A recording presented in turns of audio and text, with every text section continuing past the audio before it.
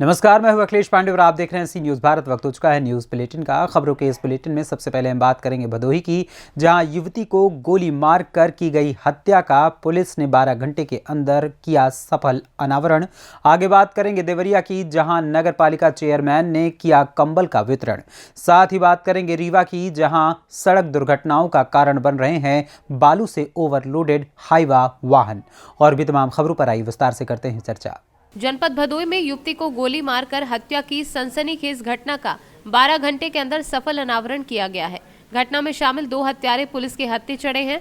कब्जे से घटनाओं में प्रयुक्त आला कत्ल, अवैध तमंचा, मैखोखा, कारतूस व मोटरसाइकिल बरामद हुई है। कल शाम में थाना सूर्यावा में एक किशोरी की गोली मार के हत्या की सूचना मिली थी। तुरंत पुलिस कर्मचारी, अधिकारी और हमारी फोरेंसिक टीम मौके पे पहुंची और उसमें जांच के दौरान ये सामने आया कि पास के ही एक युवक की भूमिका उसमें सामने आ रही थी। परिजनों ने 2 युवकों के विरुद्ध नामजद तहरीर दी थी। उसके आधार पर मुकदमा दर्ज किया गया और 12 घंटे के अंदर जो पुलिस की टीमें गठित थी, उन्होंने दोनों अभियुक्तों को पुलिस मुठभेड़ के उपरांत गिरफ्तार कर लिया है। ये जो अभियुक्त है उसने पूछताछ में बताया है कि प्रेम प्रसंग की वजह से उसने इस घटना को अंजाम दिया है। बाकी इसमें वैज्ञानिक साक्ष्य और अन्य साक्ष्यों को जुटाया जा रहा है और इसमें पुलिस आगे त्वरित और प्रभावी पैरवी करके जो आरोपी है उनको सख्त से सख्त सजा जल्दी से जल्दी दिलाई जाएगी। भदोही से सी न्यूज़ संवाददाता नितेश उपाध्याय की रिपोर्ट। बिजनौर के थाना कोतवाली नगर पुलिस द्वारा बस में यात्रियों के साथ लूटपाट की योजना बनाते हुए हिस्ट्री शीटर समेत 3 अभियुक्त अवैध शस्त्रों सहित गिरफ्तार किए गए हैं। एसपी सिटी प्रवीण रंजन ने प्रेस वार्ता कर इस पूरी घटना का खुलासा किया है। सर, बदमाशों को पकड़ा है, क्या पूरा मामला है?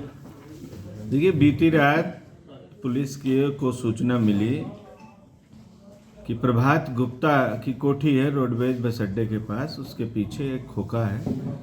उस खोखे के पास 3 लड़के खड़े हैं जो बस यात्रियों से किसी वारदात करने की फिराक में हैं।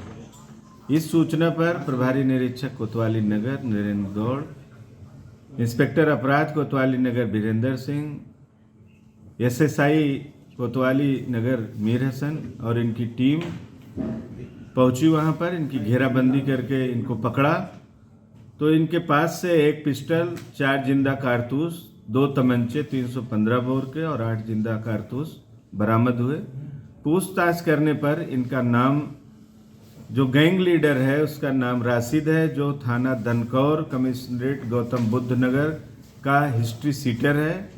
इसके 2 साथी, एक थाना हल्दौर क्षेत्र का रहने वाला है और एक कोतवाली सदर नगर का रहने वाला है। इन तीनों लोगों की गिरफ्तारी की गई। इनके पास से 18,000 रुपये भी मिले नगद। राशिद जो गैंग लीडर है, थाना दनकौर कमिश्नरेट गौतम बुद्ध नगर का रहने वाला, उसके खिलाफ 1 दर्जन के आसपास मुकदमे हैं, जिसमें से 3 मुकदमे डकैती के हैं, 3 लूट के हैं और अन्य मुकदमे हैं। इन लोगों को माननीय न्यायालय के समक्ष पेश करके अग्रिम विधिक कार्रवाई की जाएगी। बिजनौर से सी न्यूज़ संवाददाता सलीम हाशमी के साथ मोहम्मद हिफ्जान की रिपोर्ट। देवरिया नगर पालिका चेयरमैन अलका सिंह ने कंबल वितरण किया, जिनमें कुछ ग्राम सभा को इस बार नगर पालिका में शामिल किया गया है, जिसको लेकर ग्राम सभा में वार्ड में चयन होने के बाद जरूरतमंदों में चेयरमैन ने कंबल वितरण किया, जिसका आयोजन भारतीय जनता पार्टी किसान मोर्चा के द्वारा किया गया था। इस अवसर पर किसान मोर्चा जिलाध्यक्ष पवन मिश्रा, मंडल अध्यक्ष अरुण मिश्रा, पूर्व छात्र संघ महामंत्री आशीष शुक्ला व अन्य लोग मुख्य रूप से मौजूद रहे। किसान मोर्चा के इस कार्यक्रम में मोटे अनाज पे चर्चा किया गया था और यहाँ पे जो गरीब असहाय लोगों को निःशुल्क कंबल वितरण किया गया था। ये मोटे अनाज जो आज हमारे देश से विलुप्त होते जा रहे हैं, उनमें सरकार ने प्राथमिकता दी है कि मोटे अनाज से स्वास्थ्य भी हमारा ठीक रहेगा और हम स्वस्थ रहेंगे। अगर हम स्वस्थ रहेंगे तभी हम अपना जो भी काम होगा उसे हम कर सकते हैं। जब हम स्वस्थ ही नहीं रहेंगे तो हम कोई काम भी नहीं कर सकते। इसलिए मोटे अनाज पे प्राथमिकता देनी बहुत आवश्यक है, जो हमारी सरकार इस पे फोकस कर रही है और उसी पे चल रही है। ग्राम सभा से वार्ड घोषित कर दिया गया, नगर पालिका में ग्राम सभा शामिल हो गया है जी। तो सरकार की योजनाएं कहाँ तक रहेंगी ये पहुँचाने की कोशिश? ये गांव जो है पिपरपाती, पगरा, ऐसे 23 गांव हमारे नगर से सम्मिलित हुए हैं, नगर की जो मूलभूत सुविधाएं हैं, जैसे सड़क है, लाइट है, स्वच्छता संबंधी जितनी भी सुविधाएं हैं और सरकार से जो भी सुविधाएं जो नगर में मिलती है वो इन गांवों में दिया जाएगा। और सरकार का सबसे बड़ा मोटो यही है कि जो गांव जुड़े हैं उन पे ज़्यादा फोकस है ताकि उस गांव को विकास कर सके। और यहाँ की जनता को नगर से जोड़ने का तात्पर्य यही है कि उन्हें ये न लगे कि हम गांव में हैं, हम गांव में रहकर नगर की सारी सुविधाएं लें। भारतीय जनता पार्टी किसान मोर्चा देवरिया के द्वारा गांव-गांव जाकर के किसानों के बीच में गौ आधारित प्राकृतिक खेती और मोटा अनाज के बारे में जन जागरूकता का अभियान चलाया जा रहा है। उसी क्रम में आज देवरिया देहात मंडल के पिपरपाती गांव में यह कार्यक्रम आयोजित किया गया है, जिसमें उपस्थित ग्रामवासियों को केंद्र और प्रदेश सरकार की किसान कल्याणकारी योजनाओं के साथ ही जो है उनसे यह आह्वान किया गया है कि गौ आधारित प्राकृतिक खेती को करें और सरकार की योजनाओं का अधिक से अधिक लाभ उठा करके अपने को समृद्धशाली और खुशहाल बनाएं। देवरिया से सीनू संवाददाता ज्ञानेंद्र नाथ मिश्रा की रिपोर्ट। प्रतापगढ़ के थाना क्षेत्र के अंतर्गत चिलबिला से पट्टी जाने वाले मार्ग पर दीवानगंज बाजार पड़ता है। बताते चले कि दीवानगंज चौराहे से उत्तर की तरफ मंगरौरा को जाने वाली सड़क की हालत बीते कई सालों से खराब चल रही है, जिसको लेकर कई बार स्थानीय पत्रकार बंधुओं ने खबर भी चलाई थी। बरसात में सड़क ही नाले में हो जाती है तब्दील। ऐसी दुर्दशा सड़क की थी। हालांकि इस मार्ग पर इस समय नवीनीकरण का कार्य चालू हो गया है। प्रतापगढ़ से सीनू संवाददाता अशोक कुमार की रिपोर्ट। जिस रीवा को प्रदेश में नहीं बल्कि पूरे भारत देश में सफेद शेरों की धरती के नाम से जाना जाता है, उसी रीवा की सड़कें आए दिन खून से लथपथ होती रहती हैं और ऐसा केवल चंद रिश्वतखोरों की वजह से हो रहा है। पूरा मामला रीवा जिले के गुड़ तहसील अंतर्गत बदरबार से सीतापुर पहुंच मार्ग से है। बता दें कि इन दिनों खनिज संपदाओं का सर्वाधिक परिवहन इसी मार्ग से हो रहा है। सैकड़ों हाईवा वाहन दिन रात धमाचौकड़ी मचाए रहते हैं। ग्राम बदरबार में चंद दूरी में ही पुलिस थानागढ़ और तहसील कार्यालय भी मौजूद है।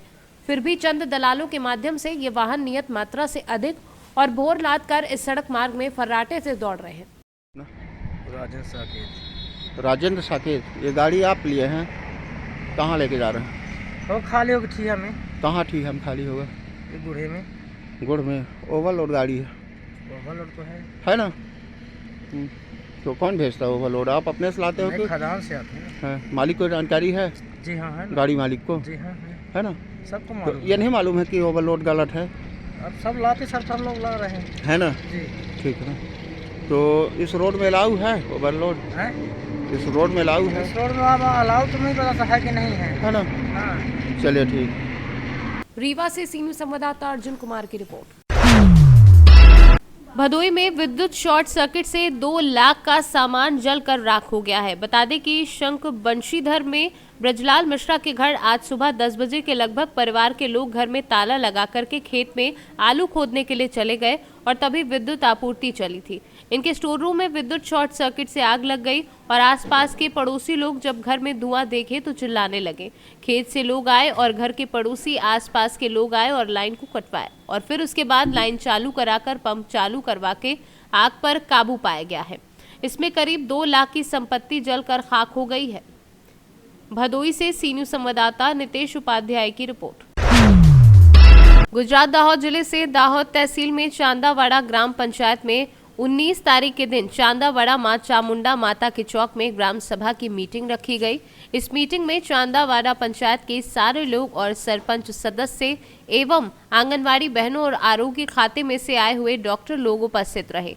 इस मीटिंग में प्रधानमंत्री आवास की चर्चा हुई और नल से जल में जो पंचायत में बाकी काम की चर्चा हुई एवं मनरेगा से क्या लाभ हुए उस बारे में भी विस्तार से चर्चा की गई।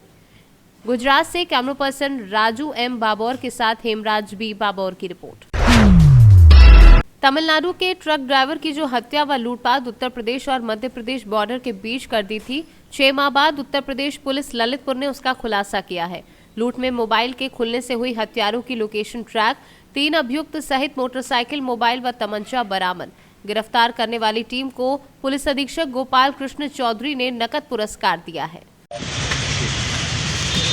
ये रिकवरी है क्या है? ये दिनांक 15 मई 2022 को एक मालथौन टोल प्लाजा और अंजरा घाटी के मध्य एक ट्रक ड्राइवर और ट्रक के साथ में एक और आदमी था, उसके साथ एक घटना हुई थी जिसमें मध्य प्रदेश में एक FIR दर्ज हुई थी। उसको फिर ट्रांसफ़र होकर कोतवाली थाना ललितपुर में ट्रांसफ़र हुई थी। इस घटना का आज अनावरण हो गया है।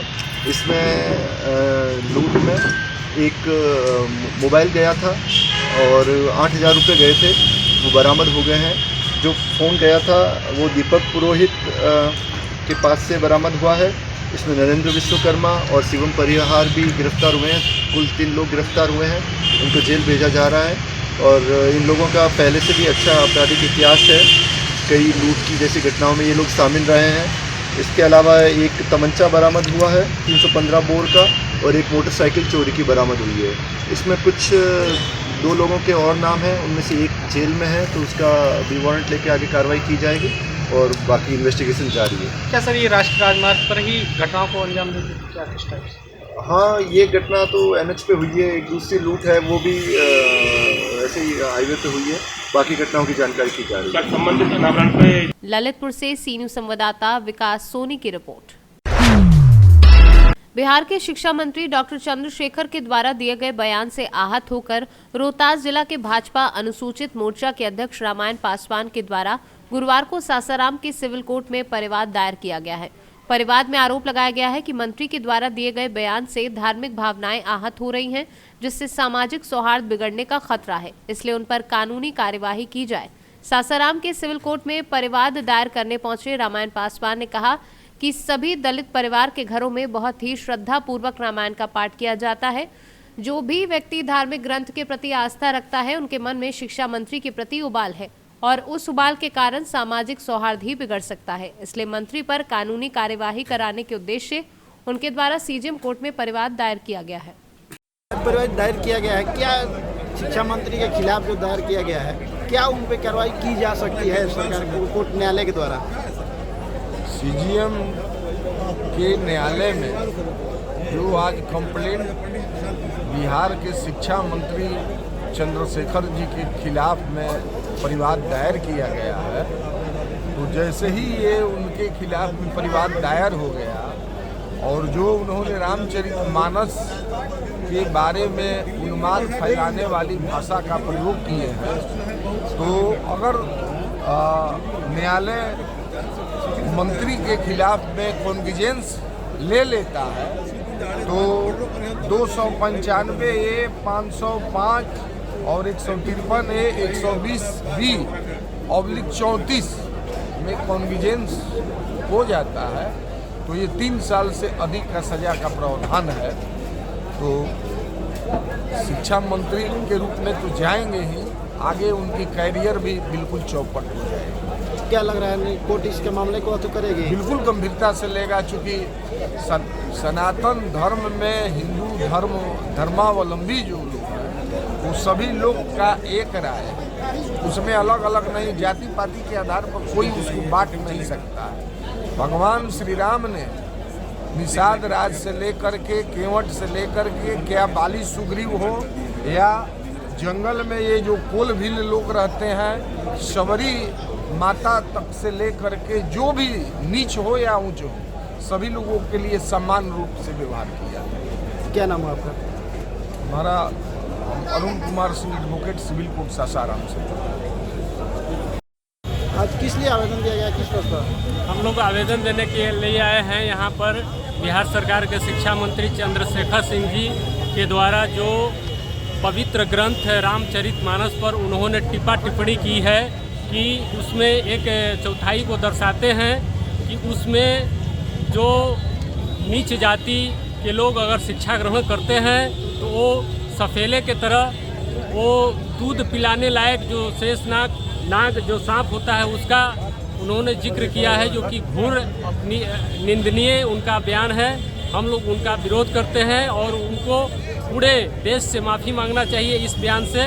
मैं भी एक दलित परिवार से आता हूं, उसमें उन्होंने दर्शाया है कि ऊंच नीच की भावना दिखाते हैं कि जो कि नीच जाति के लोग शिक्षा ग्रहण कर लेंगे तो सांप को जैसे दूध पिलाने वाला शब्द का बयान दिए हैं, जो कि इस तरह का उस रामचरितमानस में कहीं चौथाई पर इस तरह का बयान कहीं नहीं दर्ज है, चौपाई पर कहीं दर्ज नहीं है। क्या नाम है आपका? रामायण पासवान, जिला अध्यक्ष एससी मोर्चा रोहतास।